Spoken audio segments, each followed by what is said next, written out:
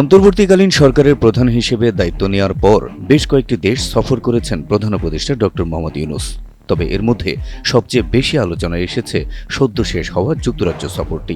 নানা কারণে প্রধান উপদেষ্টার এ সফরকে ঐতিহাসিকও বলছেন অনেকে। অন্যান্য যে কোনো সফরের চেয়ে এ সফরের প্রাপ্তিও অনেক বেশি, এমন দাবিও করছেন কেউ কেউ। 4 দিনের যুক্তরাজ্য সফর শেষে শনিবার দেশে ফিরেছেন প্রধান উপদেষ্টা অধ্যাপক ডক্টর মোহাম্মদ ইউনূস।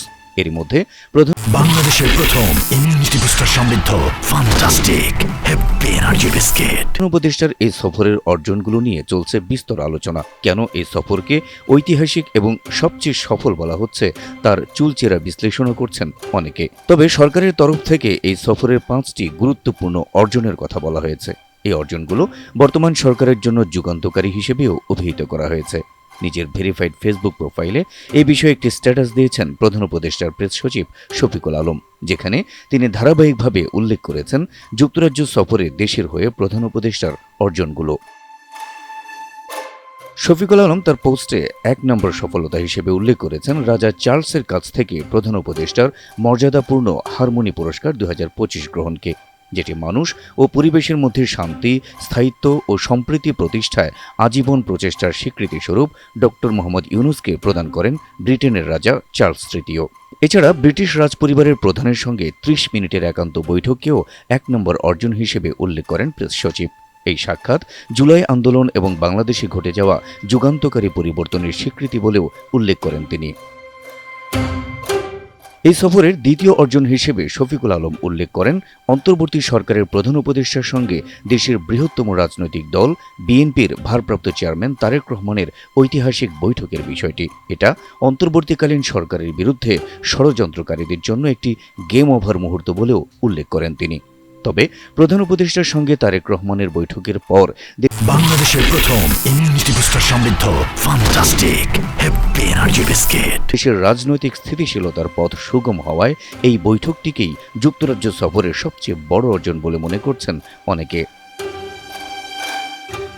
প্রধান উপদেষ্টার প্রেস সচিব যুক্তরাজ্য সফরের তৃতীয় সফলতা হিসেবে উল্লেখ করেছেন যুক্তরাজ্যের ন্যাশনাল ক্রাইম এজেন্সির মাধ্যমে সাবেক প্রধানমন্ত্রী শেখ হাসিনার এক শীর্ষ সহযোগীর 170 মিলিয়ন পাউন্ড মূল্যের সম্পদ জব্দ করার ঘটনাটিকে। এনসিএ কর্মকর্তারা এটিকে সংস্থাটির ইতিহাসে সবচেয়ে বড় সম্পদ জব্দের ঘটনা বলেও অভিহিত করেছেন। এছাড়া এই বিপুল পরিমাণ সম্পদ জব্দের ঘটনাটি সব দুর্নীতিবাজ কর্মকর্তা, ব্যবসায়ী ও রাজনীতিবিদদের জন্য একটি বার্তা এবং এটি অধ্যাপক ইউনূসের নেতৃত্বাধীন অন্তর্বর্তী সরকারের সম্পদ পুনরুদ্ধার প্রচেষ্টার একটি গুরুত্বপূর্ণ দিক হওয়ায় এই বিষয়টিকে যুক্তরাজ্য সফরের অন্যতম সফলতা হিসেবে অভিহিত করেছেন সংশ্লিষ্টরা। প্রধান উপদেষ্টার যুক্তরাজ্য সফরের চতুর্থ সফলতা হিসেবে দেখা হচ্ছে বাংলাদেশ ব্যাংকের গভর্নর ও দুর্নীতি দমন কমিশনের প্রধানসহ বাংলাদেশ ও ব্রিটিশ কর্মকর্তাদের মধ্যে ধারাবাহিক বৈঠকের বিষয়টিকে। সম্পদ পুনরুদ্ধারের জন্য আরও গভীর সহযোগিতার পথ তৈরি করতে এসব বৈঠক হয়েছে বলে জানিয়েছেন প্রেস সচিব শফিকুল আলম।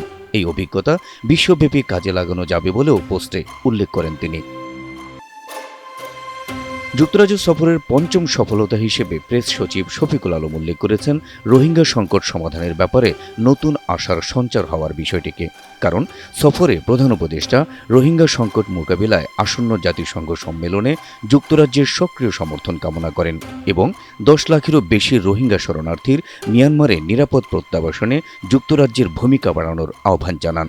যুক্তরাজ্যের জাতীয় নিরাপত্তা উপদেষ্টা জোনাথন পাওয়েলের সঙ্গে বৈঠকে তিনি এ জোরালো আহ্বান জানিয়েছিলেন। সব মিলিয়ে প্রধান উপদেষ্টা ডক্টর মোহাম্মদ ইউনূসের যুক্তরাজ্য সফরকে অত্যন্ত সফল এবং ঐতিহাসিক বলে মনে করছেন সচেতন মহল। দেশের স্বার্থে সব দল মতের সঙ্গে সৌহার্দ্যপূর্ণ অবস্থান বজায় থাকুক এবং বিদেশের মাটিতে উজ্জ্বল হোক দেশের ভাবমূর্তি, এমনটাই প্রত্যাশা সবার। Habib Rasel, NTV online.